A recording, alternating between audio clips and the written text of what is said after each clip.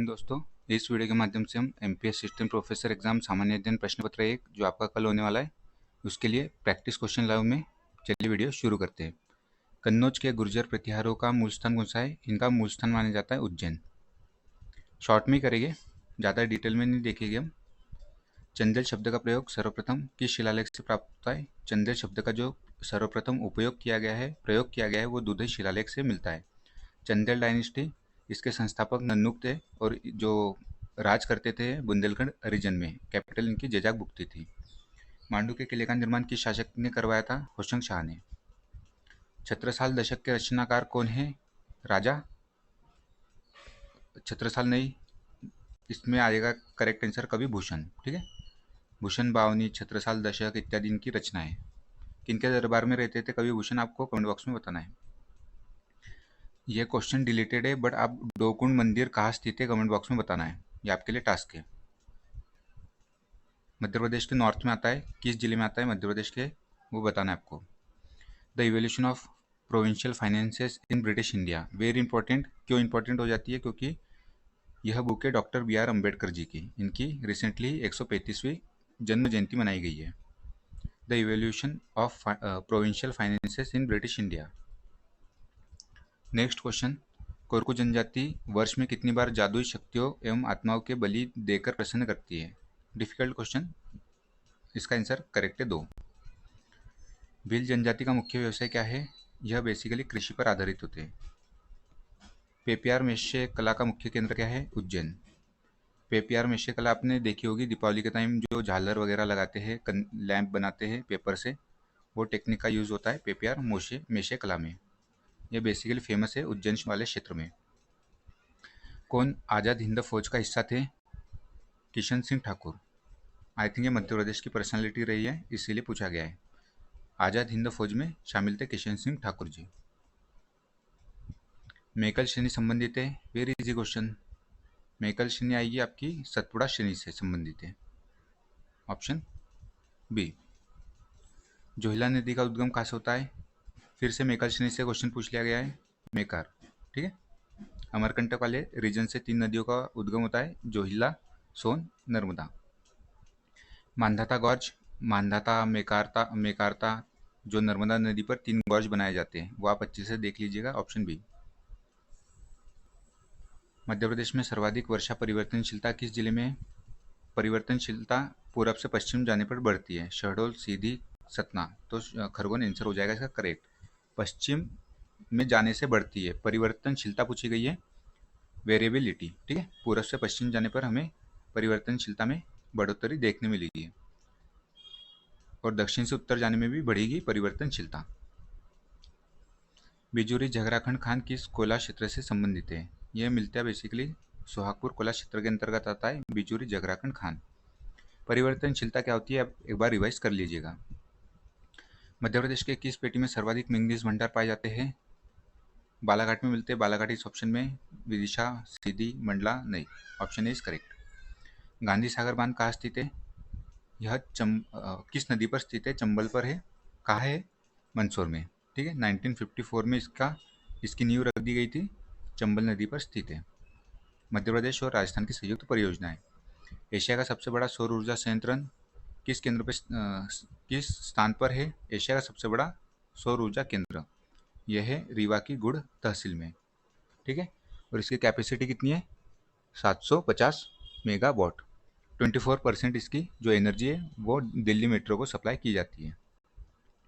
रानी अवंतीबाई परियोजना किस नदी पर बनाई गई है? ये बरगी डैम बेसिकली नर्मदा नदी की सहायक नदी बरगी पर है, जबलपुर। रानी अवंतीबाई परियोजना नर्मदा। बघेलखंड में मुख्यतः कौन सी मिट्टी पाई जाती है?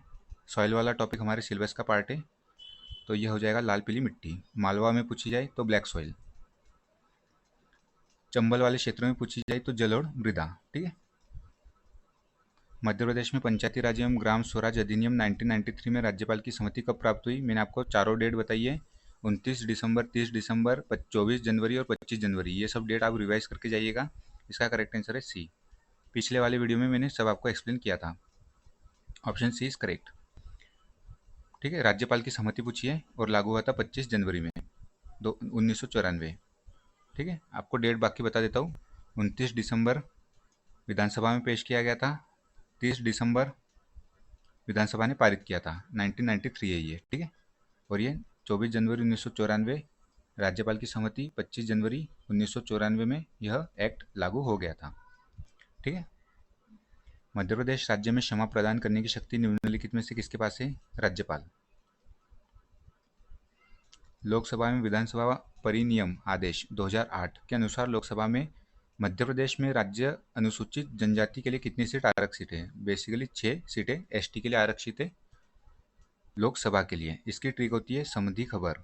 समधी स से आएगा शहडोल, मंडला, धार, खबर से खरगोन, ब से आएगा आपका बैतूल और र से रतलाम, ठीक है।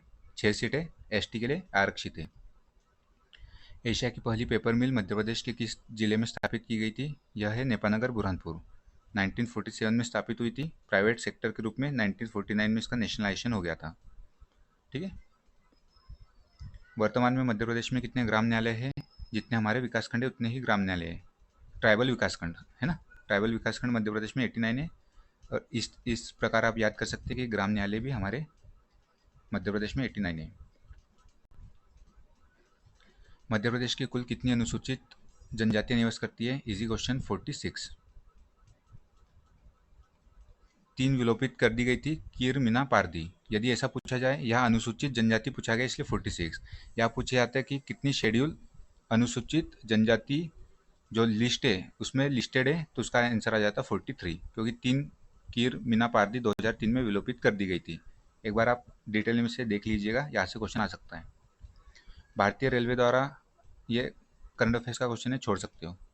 मध्य प्रदेश का कौन सा जिला, ओल्ड करंट अफेयर्स है, ठीक है। मध्य प्रदेश का कौन सा जिला ओपियम अल्कलाइड्स प्रसंस्करण कार्य के लिए जाना जाता है? नीमच। अफीम फैक्ट्री आई थिंक 1935 में बनी थी, क्या आप एक बार बताइएगा कब बनी थी? नीमच की अफीम जो प्रसंस्करण इकाई है वो बताना आपको कमेंट बॉक्स में, ठीक है। इसे आप बताइएगा कब स्थापित हुई थी नीमच में।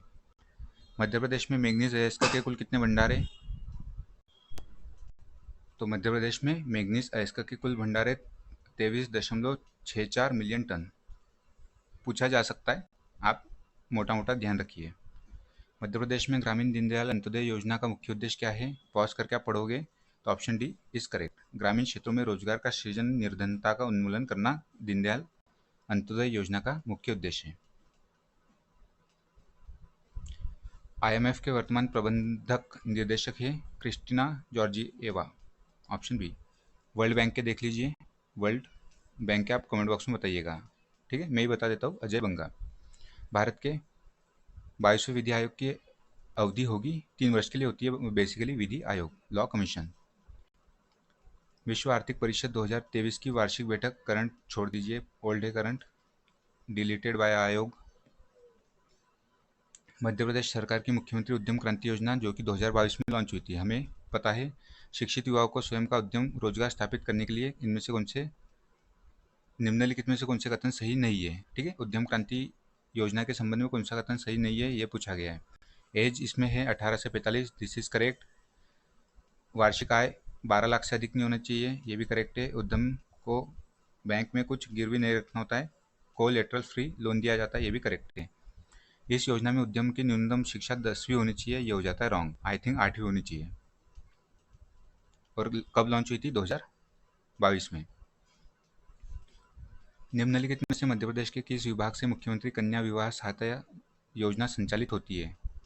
यह होती है सामाजिक न्याय एवं दिव्यांगजन सशक्तिकरण विभाग, मुख्यमंत्री कन्या कल्याणी विवाह सहायता योजना।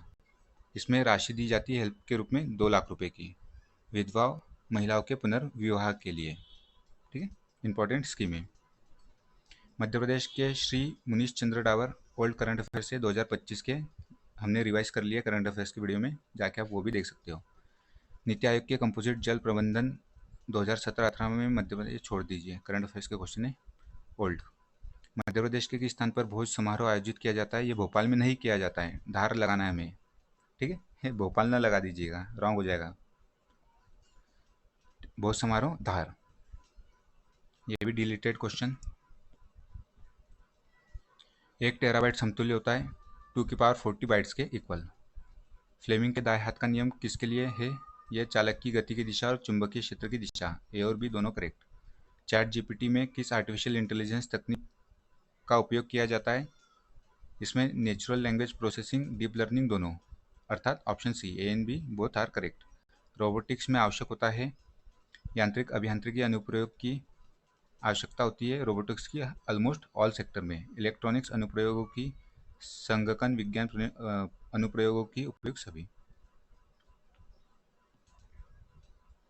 राष्ट्रीय सूचना विज्ञान केंद्र, नेशनल इंफॉर्मेटिक्स सेंटर, माइटी है ना, इसकी स्थापना कब हुई थी? इजी क्वेश्चन, 1976 में, न्यू दिल्ली। एक राज्य मिशन मोड प्रोजेक्ट है, कौन सा? Banking treasury pension office, treasury, ठीक है, ये मुझे भी नहीं पता था, इसे मैंने इसे पहले से टिक कर दिया था। वर्ल्ड वाइड वेब को आविष्कृत किया था, वर्ल्ड वाइड वेब के आविष्कारक कौन है, ये पूछा जा रहा है, टिम बर्नर ली, ठीक है, इजी क्वेश्चन है। Alan Turing, Turing test, John McCarthy, artificial intelligence. प्रथम वेब ब्राउज़र कौन सा था? प्रथम web browser Mosaic, option C. IRCTC website किस पोर्टल से संबंधित है? ये government to citizen, option C. E commerce C2C commerce लागू होता है ईबे और पेपाल दोनों पे, ठीक है,